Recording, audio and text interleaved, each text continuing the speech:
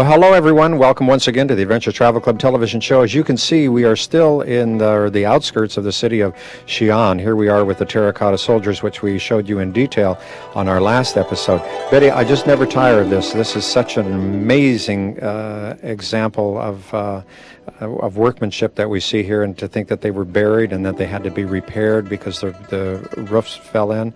It is exciting, very exciting. Yeah, it seems to me like it should be one of the wonders of the world. Maybe it is, for all I know. I've never seen it listed, but for what they've done, and I think it's so wonderful that it was all preserved for us to see it too. I do too, and you know, this time around we were able to go into 3 of the different pits. The first time we were there a few years ago, only one pit was open, and they're still doing a lot of restoration work, as we see. The amazing thing that I didn't realize is that the first time that we saw this is that, of course, these were all colored. I mean, the paint was on all of the faces and the uniforms, whatever. And you can see now the height of these, because there are some officials that are down there in the pit.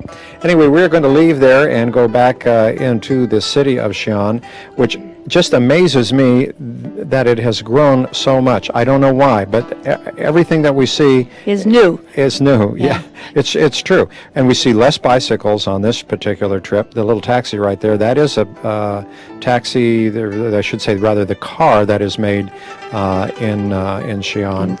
But they're still doing a lot of handwork, right? You know, it amazes me, Marv, because we, as you say, we've done this trip before, and I've had phone calls from the people that went with us on the trip, and they say, Betty, that couldn't be where we were, because Xi'an couldn't have grown like that. Well, there you see the proof. It truly is. And that was, it wasn't 10 years ago, was it? I seem more like 13 was it that long ago? Well, when I went, I don't know. Oh, I went after you did. Yeah. Okay. Well, because I remember this spot right here was so far out in the country, and now you have, you know, a major road here leading up into the square that we can see. It was and look dirt. At these buildings. You'd think you could be in England or anywhere else, right? I mean, look at the style of and the trees. It was treeless. It was. Hey, you sure have to hand it to them. They've done a wonderful job. I think they've done a very, very fine job. And the hotels, of course, that we've stayed at. This one didn't exist when we were there before. This was just all an open field. But now, this is a beautiful hotel, and we were treated so nicely that I loved it. You know, in fact, all the hotels that we were in China, you had a pair of slippers that were given to you. Yeah. You had toothbrush and toothpaste that was there for you. What else did they? There were a few other things. There were a lot of amenities. Yes. There were really a lot of amenities, and politeness was so overwhelming. Truly. It's a lovely place to visit. Right. It's because and the cleanliness was, I mean, everything was immaculately clean. I was very impressed with that as well. I love what they've done with the landscapes. And of course, that's what they're noted for too, was their beautiful landscapes. Oh boy, doesn't this look fun. I was going to say also noted for something else. We had the food that we had on this trip could not have been beat, I'll tell you. And this particular night, this was our last dinner that we were going to have in Xi'an, and so we were going to have, of all things, dumplings. Yeah, they're a little different than the dumplings we're used to at home. Well, you're going to see they'll be serving them. These were some of the things that were already on the table as we got there, sort of little hors d'oeuvre things. But the dumplings, some people say, oh, well, those are pot stickers. And I think that's what... that looked awful. What we just saw. That looked like noodles? A bowl of worms. No, just purple noodles, that's all. Yeah, they look different rather than on the screen. But, you know. Well, anyway, I'm kind of fussy. Yeah, well, one of our waitresses here is explaining some of the dumplings that we have. And here you can see a little variety of them here. But I think most people here would say, oh, yeah, I think those are pot stickers. In fact, when we were doing some editing, one of the fellows says, that's a pot sticker, isn't it? I said, well, that is really a dumpling. At least the Chinese have that. It's a true delicacy. They don't make them too often. So that was why that was supposed to be such a great treat for us, a specialty just for us, like they do with the duck. You know, you get a duck. Yeah, well, I mean, I'm talking about specialties. Not that they don't taste alike, for goodness sake. No. They were all different. And of course, they were all made. Look at the trays. I mean, and they kept bringing them more and more and more, and it was very, very delightful. I will say, now watch, she's going to try to see if they're any good. Now that's Stephanie, and she's really good about trying things. See? Well, good. She said it was. She said it was good. That's fine. And they were good. Each of those were filled with had different fillings. Betty, I didn't know what this was. We sure found out, didn't we? Yeah. I mean, they came and they put this on the table. I thought, now, what does this have to do with the dumplings that we just had? And when the lid was lifted off, look inside. It looked like it was just sort of a soup. Yeah. Just sort of a soupy type of thing. But we're going to find out, as you say, pretty quick because our waitress there. Little tiny dumplings. Look at those. Those are little guys. And those will eventually wind up in this great big pot that we see right here. Yeah, I thought this was a little dramatic. You know, it's very dramatic. Oh, isn't that pretty? You know, it looks like it would be dangerous, but of course it's not. I wouldn't think so. Anyway, it would if it was in my kitchen or my dining room. It would be very dangerous. With you presiding. Yeah, that's true. So anyway, the young lady knew that she was doing so. Those little dumplings go into this soupy mix, and they're going to cook for a little while. And then she served those sausages. I think, if I'm not mistaken, this was probably the last dish that we had. Except, I do remember almost every meal we had, the last thing for dessert was sliced watermelon. Oh, that's right. We did have a lot of watermelon. When that flame was going there like that, it made me think of when you go on a cruise and they have the dinner at night and the lights, and everybody they come in with sparklers with the baked Alaska. Baked Alaska, right? Yeah. Oh boy, Drama. Well, I'll tell you, the Chinese certainly know how to cook very, very well. And they've had a few thousand years experience. Yes. And they did a beautiful job with this, too. This was very good. So we finished our dinner, and we're going to go back to the hotel. And all of a sudden, we found out, hey, it's raining. And look at this sign, hotel authorized to receive foreign guests. Maybe all hotels are not authorized to receive foreign guests, but ours was. And we walked into the lobby the night before. There was a small orchestra was playing. And this evening, there was a young lady who was playing the piano, and you can see outside the rain is still coming down. This is very nice, because if you wanted to go relax a little bit, you could just sit there and listen and before you went up to retire for the evening. But the next day, look, Betty, here it is, bright and pretty again. We've been most fortunate. I keep saying that all the time. But God does shine down on us on our trips. We have had we do have excellent weather. Mostly the time when it rains when we're on the bus, or it rains at night. Yeah, so that it's nice in the daytime. Yeah, I was trying to see if there was any koi fish in this pond, and I didn't see any. So there may have been some there, but I kept looking around. I thought, well, I had a little bit of time before we're going to go to the airport, because we're going to head into central China after leaving here Xi'an. But this was so beautiful. Again, a place to relax and just watch Mother Nature, as it were. Of course, kind of recreated here as the Chinese do. And the hotel, remember that we were in Beijing, had huge gardens. Had a few, yeah. They were exercising. Right. This was a native market right here. These are what I like, Marv. Right. This is right down my alley. I didn't see the sign there. Say Betty's Alley. I'm sure. No. Surprised. Anyway, I just took it. This was the main square. Again, this was all new. Again, as we say, out in front of the Wild Goose Pagoda. That's the pagoda. That's the pagoda, right? And that was only about a block and a half from our hotel. And so now we have loaded up on the buses, and we're going to go through part of Xi'an, and you can see some of the architecture here.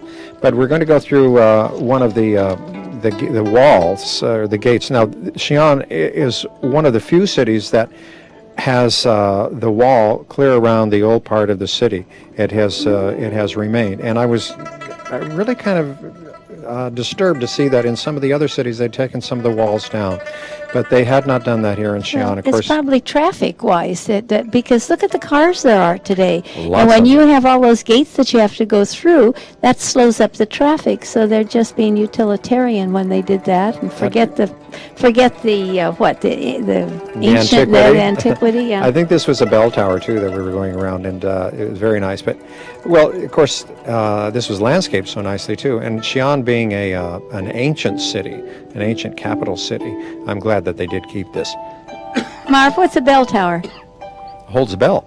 Well, just the one big bell to bong it? I think also was I think, if I'm not mistaken, I think it was also a lookout tower too. Okay. So that, is a warning place. But now, and we passed that, and we still have another portion of the wall to go through here, as we can see. And I kept thinking, oh, well, we've gone through that, so now we're outside the main part of the city. But that was not to be. The city has stretched further and further and further. And as we learned on this trip too, Xi'an has 2 airports, because it was interesting when we came into this airport. I thought, gee, this isn't where we came in before. Yeah. And our guide told us they're building a 3rd airport, that there is so much air traffic coming and going into the city of Xi'an. But you can see, you're right, Betty, there's a lot of traffic coming and going there.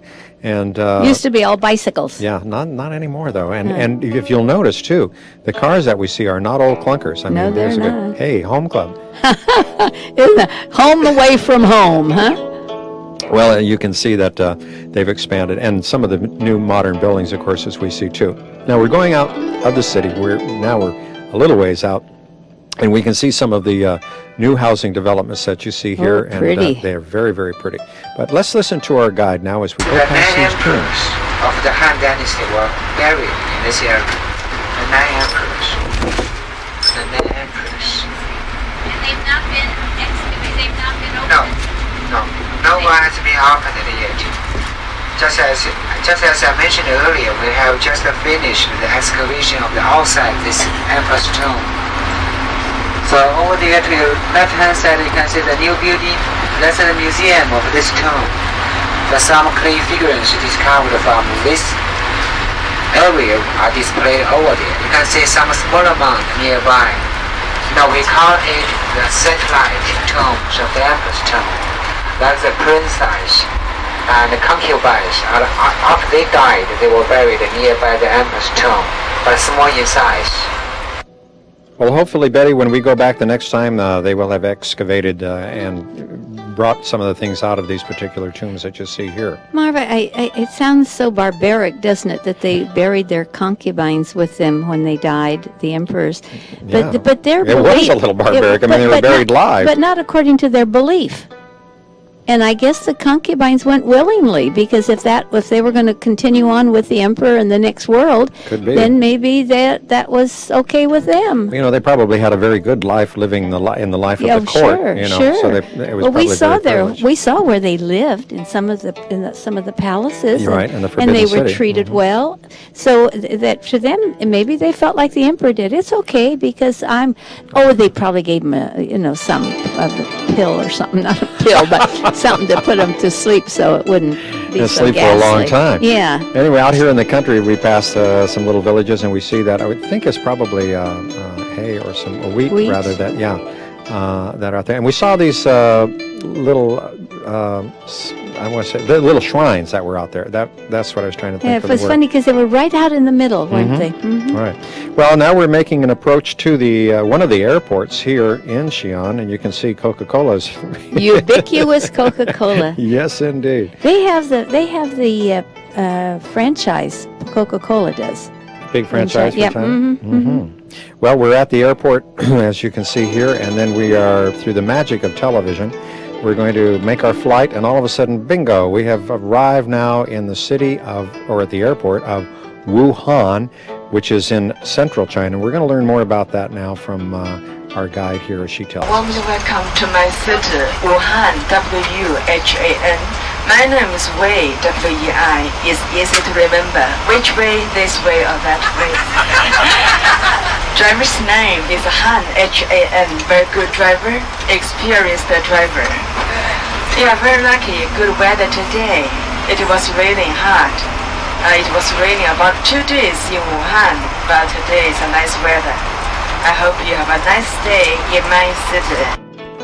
And there we see a rice paddy, Betty, so you know that we're in the area now where there's a lot of water, and in fact some of the rivers come together here. And this is, I thought, quite a different topography from where we had been in the northern part of China in Xi'an. Now we're going to see this exhibit here in this very exciting museum. And if you look 2,400 years ago, we're going to see artifacts from there. And here are some musical instruments.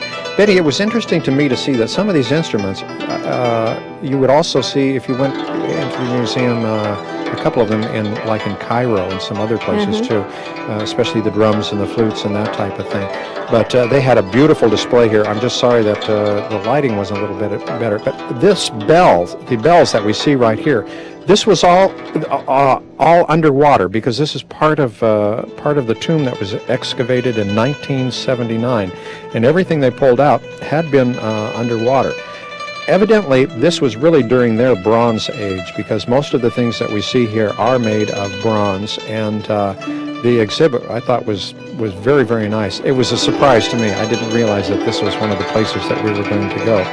However, our guide did tell us that, and you were mentioning, Betty, too, about the burying alive, that, and we'll see after a bit one of the caskets where they found what they thought was the body of about a 15-year-old girl. But here, what we're looking at now, and look at this intricate work, all done in bronze, and this is a wine cooler, as it were, and I was amazed. Now, as we travel through China, I have to tell you, I didn't see any vineyards at all.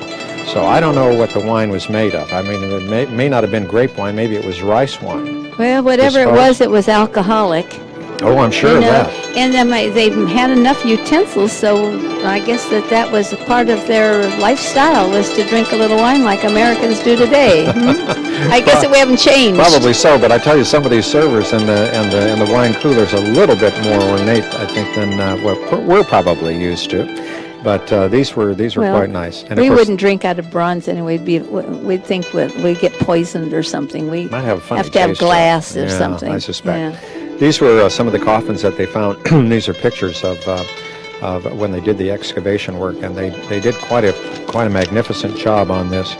These are the real coffins, and again, I have to equate some of this to what we saw in the museum in Cairo. That there was hieroglyphics. Huh? Well, not that so much as that there was one coffin inside of another coffin that was then inside of a great big large box. But I bought something in Egypt that had the bottom of it had the same type of printing or carvings on it. Yeah. And you see now all of this was encased in this, it looks like a shipping container, actually. Yeah. But I remember seeing that the same type of thing. Yeah, he was in one of And this was the Marquis Shi of Zhen, and he was about 42 to 45 years old. He was cute. Well, he was. He looked like somebody from today. It could have been. I don't know. Anyway, this is these are pictures, I should say, again, and you can see there was over water, so they had to bring all this stuff up out of the water, and they built this beautiful museum, and it was, I thought, really very look nice. At that. Yeah, the warriors that we can see. And our guide's going to tell us a little bit about some of the weapons that they used during this time. The soldiers could not carry heavy weapons. It should be very light. What's the material for people making the stick? In the middle, they use the wood.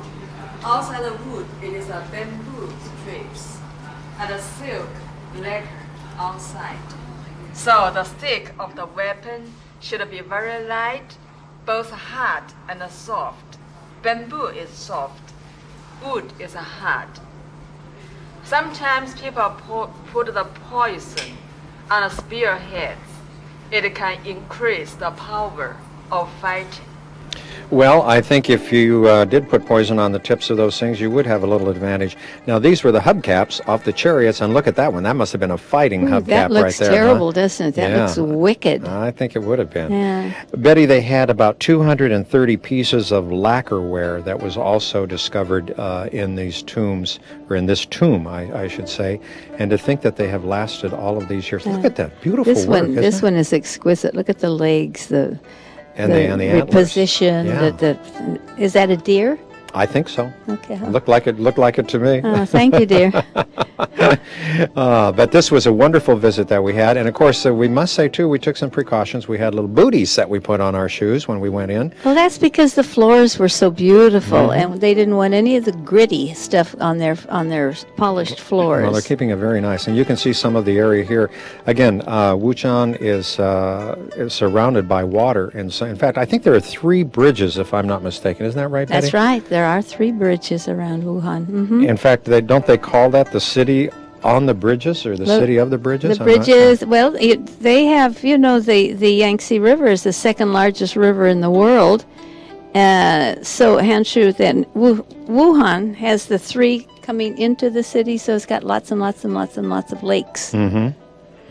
And there are some of the present and former leaders of China we see on one of the billboards there. Well, speaking about that, the bridge, we're going to go over one of the bridges right now, so that we can get to the other side of the city. And this city is large. Benny, how many people live in Wuhan? In Wuhan itself, or the provinces? Well, Wuhan itself had 7.3 million people. But it's big. It's 8,467 square kilometers. Wow, so that's a large territory that it covers. But you know, Wuhan is divided into 3 parts. So you have to include those 3 parts with it. To make up one great big city. Yeah. A lot of suburbs, perhaps. This was interesting. We went to another place here that had a lot of bonsai, but not only did they had this in the courtyard, but when we went inside, we saw a lot of petrified rock, and also one of these guys who was standing up there. Yeah, he's cute. That's a real, from the dinosaur age, isn't it? And look at this. Now, I thought at first when I looked at this, I thought, isn't that batik or something like that, where they do that type of thing? And it's not. This was a petrified rock. And look at the flowers. I wanted to buy a rock. I really did, but they were expensive. And I thought, oh gosh, it's really just a rock. Forget it, Betty. So I just enjoyed it. Well, it was a nice place to visit, and we had time to have some tea there, which was very nicely provided by the proprietors of the exhibition here. And there was another area too that I wanted to take pictures of, and that's what you're taking a look at right now, some of the bonsai. But also, this was sort of a miniature little lake or pond. But look again at the rock formations that we see, and this is so indicative of some of the areas of China that do look just exactly like this. Yeah, lots of water. Not only that, but those rock formations are just really something else. Well, you know, the time has gone on, and it's just about time for us, speaking about the river, for us to get on our boat. So we're going to load up, and as we do that, we kind of hear that there's some music in the background. I was wondering, they've got some piped-in music, but no. Look at Jackie is marching a little bit up there to the tune, right? It was fun. It was, you know, it was like we were going on a Hawaii or somewhere when they roll out the red carpet. And right. Well, they did. They did for us. There's a red carpet there, and an all-girl band. How about that? And they were dear, and they were lousy, but that was such fun to listen to them, really. I enjoyed it tremendously. Just because they were a little off-key, a couple of them. But well, I shouldn't use that. That's not a nice terminology. I enjoyed them. I just really enjoyed them. They were fun. And they were so proud of themselves. Yes. Now, I have to mention also that they didn't just play in the band. I mean, some of these were servers in the dining room, and some of them were the cabin stewardesses as such, and so they did double duty. I mean, they had to welcome everybody here as we were getting on board ship, which was just wonderful. And the ship was great, wasn't it, Betty? Oh, yes. Oh, gosh, yes. The food was good. The cabins were spacious. Yeah. It was nice. They were all outside cabins, which made it very nice. I didn't really know what to expect on the ship going up the Yangtze River, but I was pleasantly surprised. Well, I've come to the conclusion that I want to do it again. I would really, too. truly want to do it again.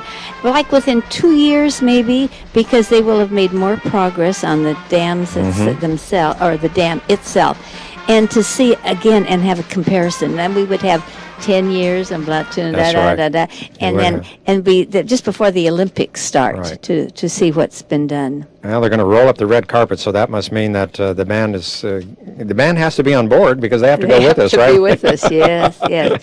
And you know, we were all appreciative of it. Oh, yeah. We applauded. I bet we were unusual. I mean, we clapped for them and whistled, and look at that. We just had a great time. It was great. It was lots of fun. And as we get ready now to push off, they're going to play Harbor Lights for us. Wasn't that wonderful? Yeah. Oh, I thought that was We've sort of been humming delightful. that around here while we're looking at these pictures, and it's just been very, very much fun has to been, right. reminisce, isn't it? Right, and it is great, and you know, people still do have the opportunity, even because to go to China and to take the cruise on the Yangtze River. The dam is going to take quite a while for it to be completed, and we'll see that, of course, in some of the other shows here on the Adventures Travel Club. You can look down now and you can see about the color of the water, and the Yangtze is not really too pretty, but kind of dirty. Yeah, and we're going to explain that in later shows, why there is so much silt and why there is so much of a brown look to the river, the Yangtze River.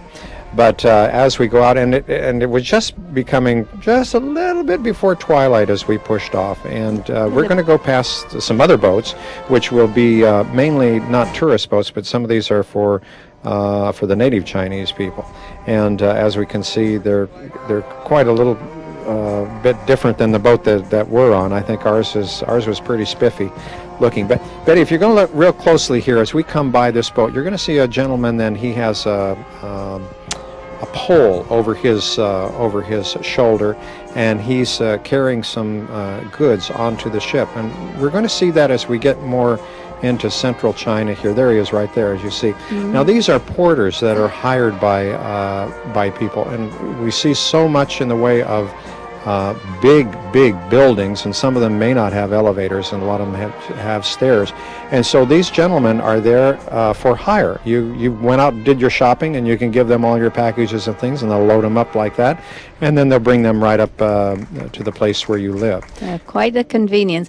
That is so beautiful. Isn't I was it, watching the background as you were talking, and to see the background, you could be just about any place, couldn't you? Oh, you get, especially with all of this new building that you see going on here. Look at it, it's like 4th of July, with all the sparklers. Yeah. And, It is really beautiful. And we're going to go under that bridge that we were on top of not too long ago, and we can see that it's quite a structure.